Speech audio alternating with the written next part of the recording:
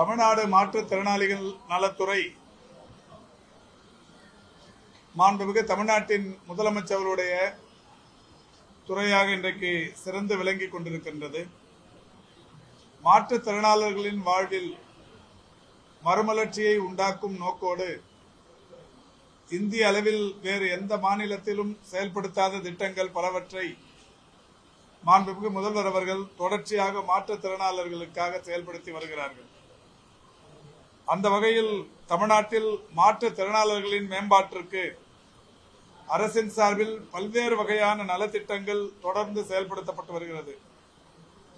இந்த நலத்திட்டங்களை எல்லாம் மாற்றுத்திறனாளர்களின் வீடுகளுக்கே தேடி சென்று உலக வங்கி நிதி உதவியுடன் வழங்கும் திட்டம் செயல்பாட்டில் இருக்கிறது. அதற்கு பெயர் தமிழ்நாடு உரிமைகள் திட்டம் என்பதாகும். தமிழ்நாடு உரிமைகள் திட்டம் என்பது கடைக்கோடியில் உள்ள மாற்றுத்திறனாளிகளின் வாழ்விலும் ஒரு நம்பிக்கையை ஏற்படுத்துகிற வகையில் அவருக்கு தேவையான சேவைகளை தருகிற வகையிலான மிக சிறந்த திட்டமாக தமிழ்நாடு உரிமைகள் திட்டம் இன்றைக்கு பயன்பாட்டில் இருந்து வருகிறது. இந்த திட்டத்தின் நோக்கம் சம வாய்ப்புகள், மாற்றுத்திறனாளிகளுக்கான உள்ளடக்கல், அணுகல் எளிதாக கிடைக்கும்படி இவற்றை செய்வது தான் தமிழ்நாடு உரிமைகள் திட்டத்தின் மிக முக்கிய கொள்கையாக இருந்து வருகிறது. அந்த வகையில் மாண்புமிகு தமிழ்நாட்டின் முதலமைச்சருடைய வழிகாட்டுதலோடு தமிழ்நாட்டில் மாற்றுத்திறனாளர்களின் வகைகள் என்று எடுத்துக்கொண்டால் ஒன்றிய அரசு அங்கீகரித்திருப்பது 21 வகையான மாற்றுத்திறனாளிகள். கடந்த 4.5 ஆண்டுகளுக்கு முன்னால் 21 வகையான மாற்றுத்திறனாளிகள் என்கின்ற அந்த பட்டியலில் இருந்து ஒரு 5-6 வகைகளுக்கு மட்டுமே முக்கியத்துவம் தரப்பட்டது. மாண்புமிகு தமிழ்நாட்டின் முதலமைச்சர் அவர்கள் ஒன்றிய அரசின் இந்த 21 வகையான மாற்றுத்திறனாளர்களையும் இன்றைக்கு இந்த தமிழ்நாடு உரிமைகள் துறையில் ஒன்றிணைத்து அவர்களுக்கான சேவைகளை முழுமையாக பெறுகிற வகையில் பல்வேறு திட்டங்களை செயல்படுத்தி வருகிறார்கள். அந்த வகையில்தான் அவர்களுக்கு வழங்கப்படுகிற மாதாந்திர உதவித்தொகை என்பது மாண்புமிகு முதல்வர் அவர்களால் 1000 என்பது 1500ஆகவும், அதிக அளவிலான மாற்றுத்திறன் கொண்டவர்களுக்கு 2000, 2500 என்றும் இன்றைக்கு வழங்கப்பட்டு வருகிறது. கடும் பாதிப்புக்குள்ளான மாற்றுத்திறனாளிகள் என்கின்ற வகையில் 2000, 2500 என்று இன்றைக்கு மாதாந்திர உதவித்தொகை வழங்கப்பட்டு வருகிறது. மாண்புமிகு தமிழ்நாட்டின் முதலமைச்சர் அவர்கள் இதற்கு முன்னால் எல்லாம் மாற்றுத்திறனாளர்கள் அவர்களுடைய சான்றிதழை, மாற்றுத்திறனாளி என்கின்ற வகையிலான சான்றிதழை பெற வேண்டும் என்று சொன்னால் வட்டாட்சியர் அலுவலகத்திற்கு சென்று வருவாய் சான்றிதழை பெறுவது, மருத்துவரை அணுகி எத்தனை சதவிகிதம் அவருக்கு நோய் பாதிப்பு இருக்கிறது என்பதை கண்டறிவது, அதற்கு பிறகு மாற்றுத்திறனாளிகள் அலுவலகத்துக்கு வந்து விண்ணப்பிப்பது, இப்படி பல்வேறு வகைகளில் அவர்கள் அலைந்து திரிய வேண்டிய அவசியம் இருந்தது. மாண்புமிகு தமிழ்நாட்டின் முதலமைச்சர் அவர்கள் இன்றைக்கு மாற்றுத்திறனாளர்களுக்கு ஒரு குடையின் கீழ் உடனடியாக அவர்களுக்கான சான்றிதழ் கிடைக்கிற வகையில் நலம் காக்கும் ஸ்டாலின் என்கின்ற ஒரு மகத்தான திட்டத்தின் மூலம் தமிழ்நாடு முழுவதிலும் 1256 இடங்களில் முகாம்களை கடந்த மாதம் 2ஆம் தேதி தொடங்கி இதுவரை 6 வாரங்களாக நடைபெற்றுக் கொண்டிருக்கிறது. ஒவ்வொரு சனிக்கிழமையும் ஒரு வட்டாரத்திற்கும் 3 இடங்கள் என்கின்ற வகையிலேயும் 10 லட்சத்திற்கும் மேற்பட்ட மக்கள் தொகை கொண்ட 5 மாநகராட்சிகளில் தலா 4 என்கின்ற வகைகளிலேயும் 10 லட்சத்திற்கும் குறைவான மக்கள் தொகை கொண்ட 19 மாநகராட்சிகளில் தலா 3 என்கின்ற வகைகளிலேயும், பெருநகர சென்னை மாநகராட்சியை பொறுத்தவரை 15 இடங்களிலேயும், ஆக மொத்தம் 1256 இடங்களில் அந்த முகாம்கள் ஒவ்வொரு சனிக்கிழமையும் நடைபெற்றுக் கொண்டிருக்கிறது. இந்த முகாம்களில் மாற்றுத்திறனாளர்கள் காலையில் சென்றால் பிற்பகலுக்குள் அவர்களுக்கான இந்த முழுமைப்படுத்தப்பட்ட முழு பரிசோதனைகள் உட்படுத்தப்பட்டு அவர்களுக்கு இந்த மாற்றுத்திறனாளிகளுக்கான சான்றிதழ் வழங்கப்பட்டு வருகிறது. எனவே மாற்றுத்திறனாளர்கள் வாழ்வில் ஒரு மிகப்பெரிய அளவில் மகிழ்ச்சியை ஏற்படுத்துகிற வகையிலான நடவடிக்கையாக இது தொடர்ந்து கொண்டிருக்கின்றது.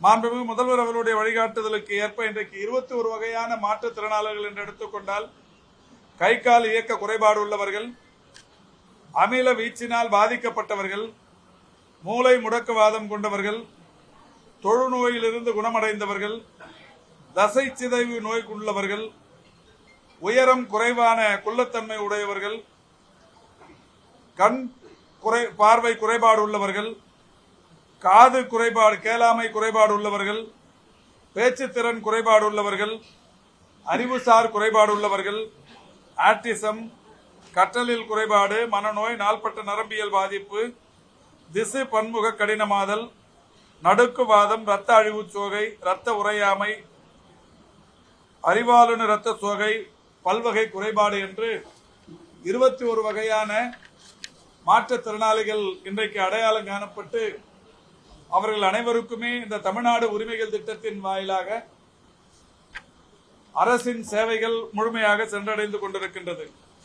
அந்த வகையில் தான் மாண்புமிகு தமிழ்நாட்டின் முதலமைச்சர் அவர்கள் கடந்த ஆண்டு சோழிங்கநல்லூர் சட்டமன்ற தொகுதிக்குட்பட்ட கண்ணகி நகர் பகுதியில் விடுதிகள் என்கின்ற ஒரு அமைப்பை தொடங்கி அந்த அமைப்பின் மூலம் பல்வேறு வகையான தெரப்பீஸ் என்று சொல்லப்படுகிற பயிற்சிகளை மாற்றுத்திறனாளர்களுக்கு வழங்கி வருகிறார்கள். அந்த வகையில் மாண்புமிகு தமிழ்நாட்டின் முதலமைச்சர் அவர்கள் இன்றைக்கு இந்த திட்டம் தமிழ்நாடு முழுவதிலும் ஏறத்தாழ 570 இடங்களில் தொடங்கப்படும் என்று அறிவித்து அதில் இதுவரை 53 இடங்களில் இந்த விடுதிகள் அமைப்பு தொடங்கி வைக்கப்பட்டிருக்கிறது. சென்னையை பொறுத்தவரை 15 மண்டலங்களில் 15 என்கின்ற அளவில் இந்த அமைப்பு தொடங்கப்படும் என்கின்ற அறிவிப்புக்கு ஏற்ப மாண்புமிகு முதல்வர் அவர்களால் ஏற்கனவே கண்ணகி நகரில் தொடங்கி வைக்கப்பட்டிருக்கிறது.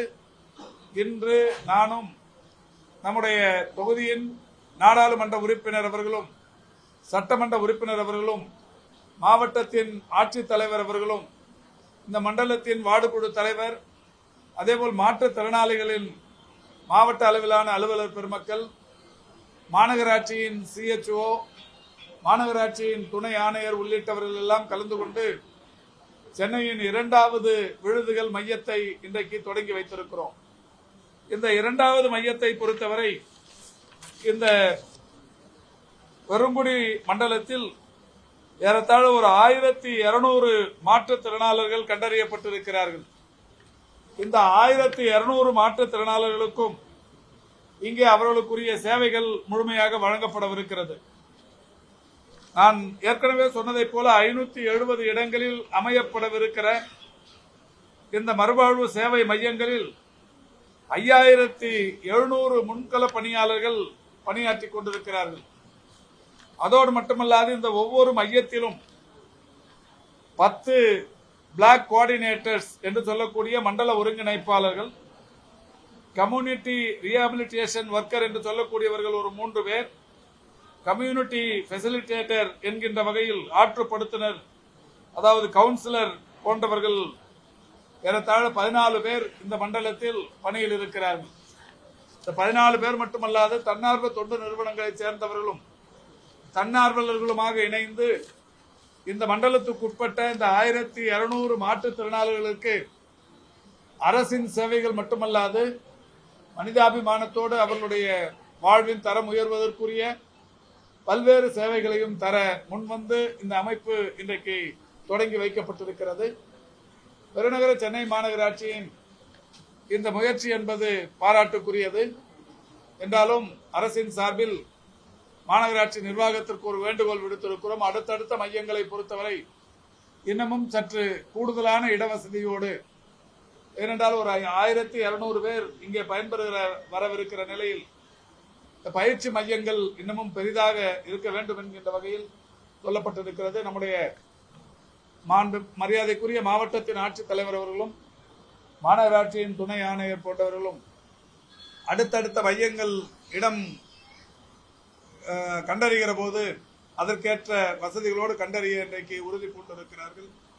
அந்த வகையில் இன்றைக்கு இந்த 2வது மையம் மாற்றுத்திறனாளிகளுக்கு குறிப்பாக இந்த 14வது மண்டலத்தில் பெருங்குடி மண்டலத்தில் இருக்கிற மாற்றுத்திறனாளிகளுக்கு ஒரு குடையின் கீழ் எல்லாம் என்கின்ற வகையில் இந்த அமைப்பு இன்றைக்கு இங்கே தொடங்கி வைக்கப்பட்டிருக்கிறது.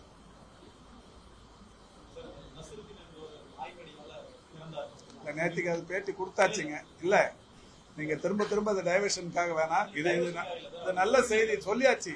ஒரே செய்தியை டெய்லி எல்லாம் கேட்டு நிற்க முடியாது. உங்களுக்கு பத்திரிகையில இல்லங்க, நேற்று சொல்லியாச்சு. வேற கேள்வி கேளுங்க. நாய்க்கடியால இறந்தாருன்னு நீங்க எப்படி உறுதிப்படுத்துவீங்க? இல்லங்க, அது இல்லங்க. நீங்க மருத்துவரா? இல்லங்க, தடுப்பூசியால இறந்தாருன்னு ஒரு நீங்க தேவையில்லாத ஒரு பதட்டத்தை இல்ல தெரியுங்க. நீங்க என்ன கேட்க வரீங்க? உங்களை பத்தி எனக்கு நல்லா தெரியும். நீங்க என்ன கேள்வி கேட்க போறீங்கன்னு தெரியும். இல்ல தடுப்பூசியால அந்த இறந்தாருங்கிற ஒரு அபாண்டத்தை இங்க விதைக்க வர்றீங்க. வேற என்னத்தை சொல்ல வர்றீங்க? விடுங்க சார், வேற ஏதாவது கேளுங்க. விடுங்க சார், வேற ஏதாவது கேளுங்க. உங்களுக்கு சொல்ல நம்ம விரும்பல. வேற ஏதாவது சொல்லுவேன். நீங்க வேணும்னே பிரச்சனையை எழுப்பி ஒரு பதட்டத்தை ஏற்படுத்தி அத நீங்க ஏத்துக்கலன்னா பரவாயில்ல. நீங்க ஏத்துக்கலன்னா பரவாயில்லங்க. வேற யாரும் கேளுங்க.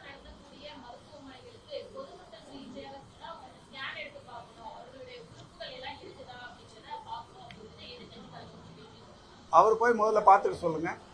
அதிமுக நடத்துற ஸ்கேன் சென்டர்ல அவருக்கு உறுப்புகள் எல்லாம் சரியா இருக்கான்னு போய் பார்த்துட்டு சொல்லுங்க.